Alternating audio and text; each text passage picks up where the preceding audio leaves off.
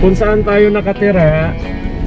Nandito tayo ngayon, nagsisimula sa parking, kaya makikita niyo yung lugar ko kung saan mga paps, lalo na yung mga vlogger ko dyan, mga nasa ibang bansa. Kaya ito, paalis na tayo. Ito yung sa amin sa Chateau. Ayan, kunting gala para makita nyo naman yung kung saan tayo. Ayan, may kasalubong. Ayan, may kasalubong sasakyan. Dito kasi sa araw na, kapag sa araw rito, lalo na sa gabi, minsan talagang, or hindi lang minsan, madalas parang one way na rito kasi sa dami ng sasakyan. Kaya talagang kailangan bigayan. Mayayaman tao at lahat may mga sasakyan, minsan dalawang sasakyan, minsan tatlong sasakyan. What? Ganyan kayaman yung mga nakatira rito. Ako lang yung nangihiram ng sasakyan. Para tayo. Yan. Saglit lang tayo sa SM Marilao kung saan mayroon lang tayong imimir doon. Pero hindi chicks ha. Ayan, ito palabas na ako ng Chateau. Ito yung sa tapat ng 3S ng Lingunan. Yun. Dapat kanina pa ako nakaalis. Galing ako ng school ng St. Mary's. Nakamotor lang ako. Ang problema, umuwi pa ako rin.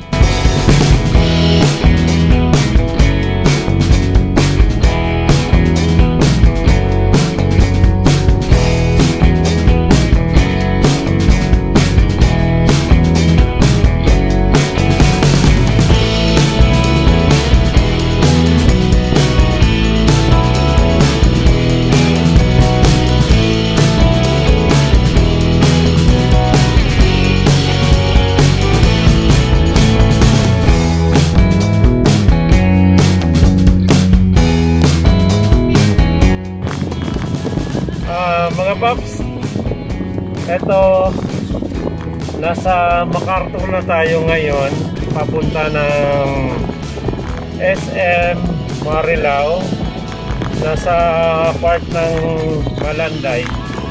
Eto, mabuti, maganda yung panahon ngayon, walang init at saka walang ulan. Medyo makulimlim siya ngayon, pero kung hindi naman uulan ngayon, kaya tama-tama pagkatapos ng SM natin, papakarwas na rin natin yung sasakyan para bago. Ito kasi bihira itong ginagamit yung sasakyan na to, kaya madalas nakakumot lang siya, nakakulambo. Kaya ito gagawin ko, bago ako uwi, papakarwas ko muna ito para makumutan. Kasi yung isang sasakyan ang ginagamit ko, araw-araw yon, papuntang palengke at saka kung saan. Ito bihira lang. Pagka talagang kailangan lang gamitin, tsaka ko ginagamit ito. Ayan, nasa nasa MacArthur. Wala siyang traffic.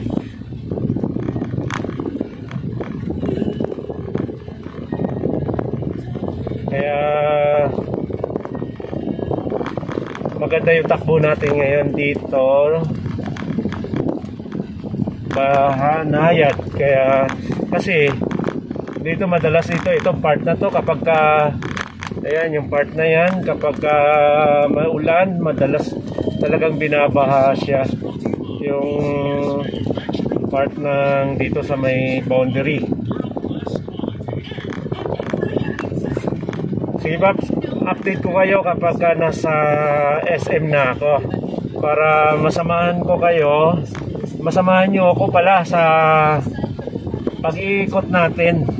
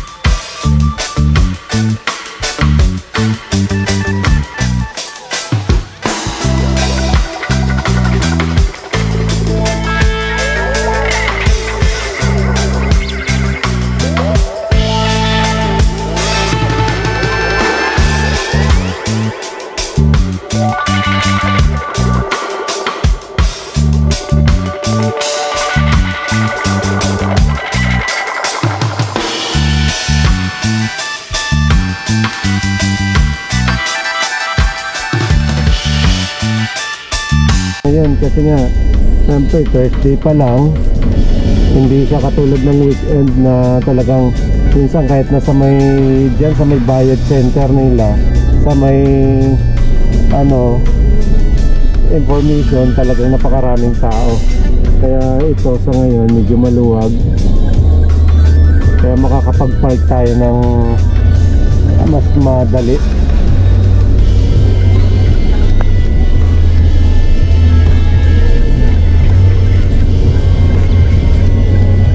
Ayan, dito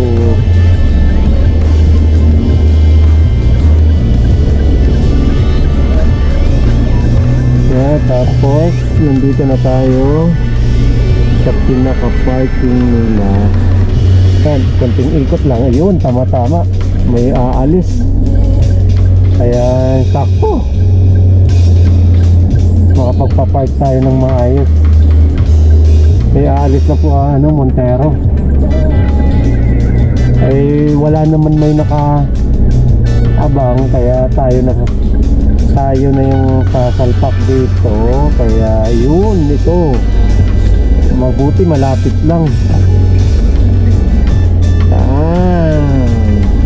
Okay, thank you.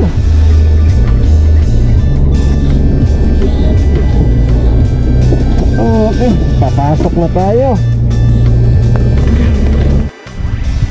Yan, ito kikita nyo yung dumi nito. Kaya kailangan natin na ipapakarwas muna bago natin ipaparada sa bahay. Yan, kailangan paliguan, mapreskuhan, sira. Yan, mga paps, nandito na tayo ngayon sa pinakaharap ng SM sa parking nila. Papasok na tayo kasi may katagpo ako ritong tao. Nasa pilahan na raw sila ng kailangan nilang puntahan, kaya yan, pupuntahan natin doon. Kaya ito, ang lawak ng parking dito. Yan, ito free rate, free. Sa may exit, sa may exit, sa may exit. Ito, dito, sa harap lang. Yan, makikita nyo. Ayan, yung pinakalikod nito, ito yung pinakalikod ng SM Marilao. Kaya makikita nyo, napakalawak. Tapos ito yung pinaka ano ng parking.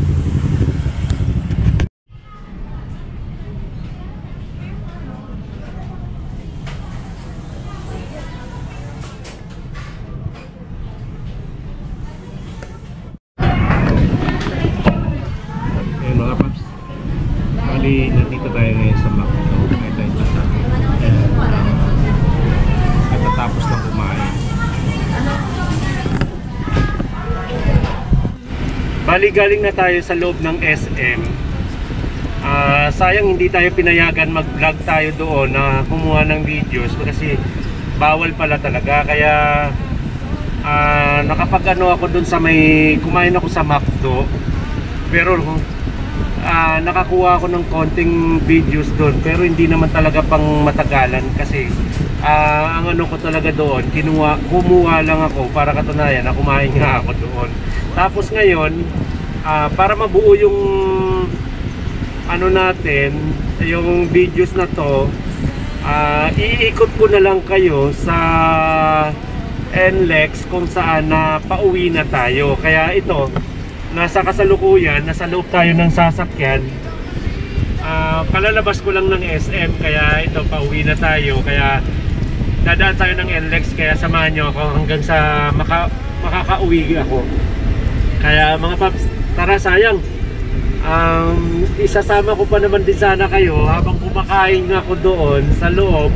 Kaya lang, ang problema, talagang siyempre, iwas din naman tayo na baka mamaya bawal tapos ginawa pa natin.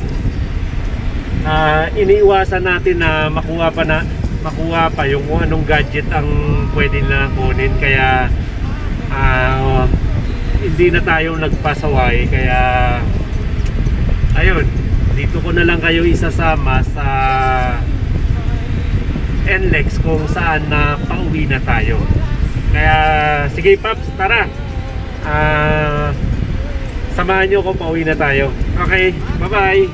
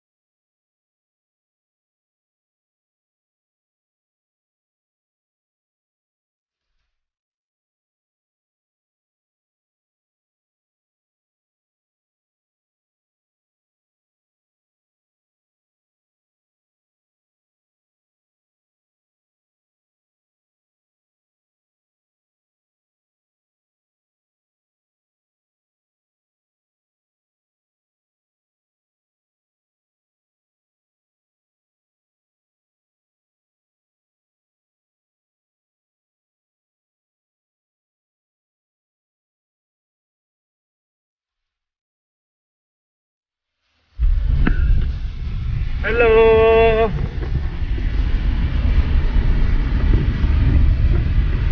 Hindi na ako masyadong nag-ikot ng SM kasi nga inaantok ako. Kailangan ko na matulog. Ganyan. Pag stopit ng alas 2 hanggang alas 3 hanggang alas 4, yan, para na akong lasing yan sa, lalo na kagabi pala, wala akong tulog. Talagang diretso nakatulog ako alas 8 na ng umaga pag uwi ko galing palengke. Nawili ako sa kakapanood ng sa Netflix, yung Tagalog na Pangako Sa'yo. Talagang napuya. Ang ganda kasi ng palabas eh. Kaya ayan, lalong inantok, kaya kailangan ko na makauwi para makatulog. Kaya hindi na gumala, hindi na. Kumain lang ako doon pagkatapos ko sa sa SM, tapos ayan, umuwi na.